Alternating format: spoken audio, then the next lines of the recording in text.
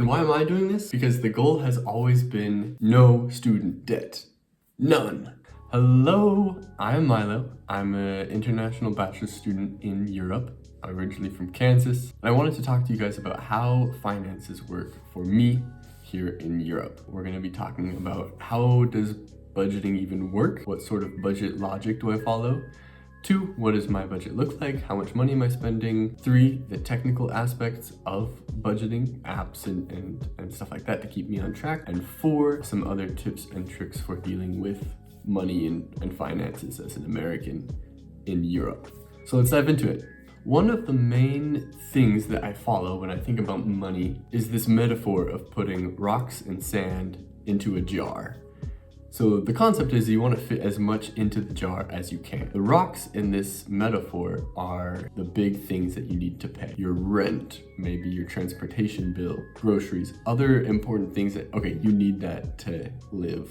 And then the sand is all those extra things that you could maybe live with a little bit less of. They're secondary to the rocks. So you have the rocks and the sand. Now, if you put all of the sand in the jar first, everything that you want to have, your Spotify subscription, eating out 5 times a week, yada, yada, yada, you're not going to be able to fit the rocks. You're just not.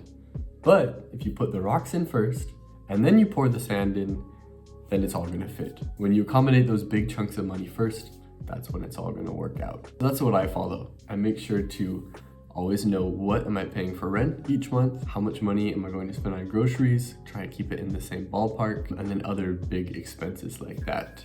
Just be very aware of them and make sure that I have enough money for them. And secondary things like entertainment, buying new clothes, maybe that's not as important that month. So there's 2 sort of types of budgeting. Number 1, you set aside a specific amount of money you can spend each month, and then you break it up from there. How much is going to groceries, how much is going to entertainment, school, yada, yada, yada. Most European kids kind of do that from what I've understood. They get maybe money from their government or from their parents, and they know, okay, I have this chunk of money for this month, here's what I can spend it on. Version 2, which is you start off with the smallest budget possible that you can imagine living with, and then you slowly readjust that every month until you have a budget that you are comfortable with. This is what I started out doing because I did not have a monthly income or a dependable income when I was starting school. I had a chunk of money that I had inherited and sort of set aside for school, and I just wanted to make that last as long as possible. So I wanted to spend the least amount of money per month. And why am I doing this?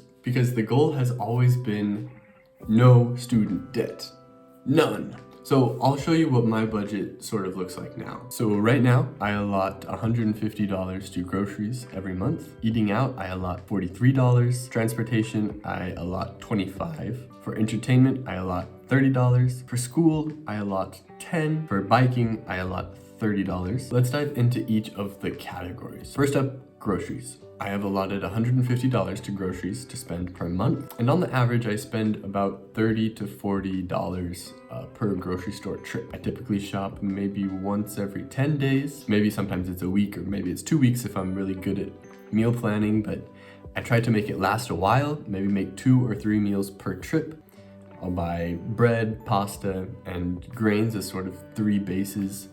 Get some vegetables and some fruits, then make sort of 3 unique dishes that I can have throughout the coming days. That saves a lot of money for me. I try to pack my lunch and bring it to school, so I don't spend any extra money at the canteen when I don't need to, but it's always nice to have as a backup option. Not to mention school canteens are really good in Denmark. Another thing I'll quickly say is that grocery shopping in Europe, it's much more easy to go to the grocery store. For example, this is my window. The grocery store is right behind this building.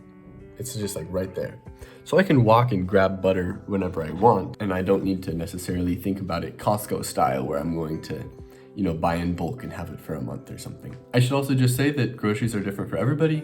Some people need to eat a lot of food, some people don't eat a lot of food, and your grocery store budget can fluctuate a lot. Don't necessarily take mine as what it should be. Second, I have my eating out envelope. Right now, I allot $43 per month to eat out at different restaurants, maybe get pastries, maybe get drinks with friends.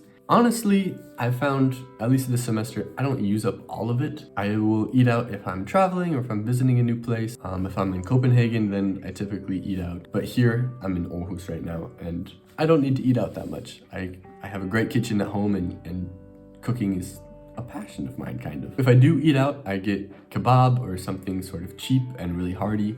But yeah, I don't like to eat out that much. Maybe that's something that's really big up on your list and you like eating out. And that's okay. You know, just plan accordingly and see how much that you can allot to spending and eating out. Okay, next up we have my transportation envelope. I allot $25 per month to this envelope, but it kind of works differently than the other ones. This is sort of a savings envelope, and every month the balance that I've left over rolls over to the next month and the next month and so forth. And so it means by the time that I want to take a little trip or a vacation or something, I have sort of this nice chunk of money that I haven't spent each month that I can then spend all at once on a nice little Ryanair vacation or something like that. But then it takes me, maybe if I overspend, it takes me a little bit to recharge that envelope.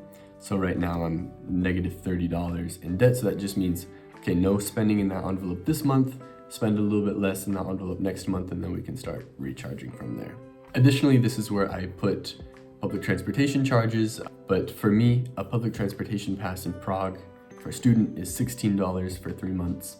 And that's super affordable, so that cost goes in here. Here in Denmark, each bus trip is like $2, and so I try to take the bus as little as possible. So anyway, that transportation folder fluctuates depending on where I am. Next up, we have my entertainment envelope. This one's sort of my favorite because it's very flexible, and I'm also very happy when I realize, oh, I have money put towards making me happy every month. I typically like to spend this on cinema tickets or beverages when I'm out in the evening with my friends, museum tickets, anything where I'm out and about basically. And I typically go through it, and if I see that I haven't gone through it this month, I'm like, I need to treat myself a little bit. So I find something to spend it on. Next up, we have my school envelope. This is sort of similar to the transportation envelope. This rolls over, and I typically use all of my sort of saved up money for school during final season. For example, this school year we printed a lot, so it's $10 was sort of my deposit for the printing. And then lastly, right now we have my biking envelope. I'm renting a bike per month here in Denmark. I just wanted to set that aside and be like, okay, I know I'm spending about $30 a month on this bike, and I sort of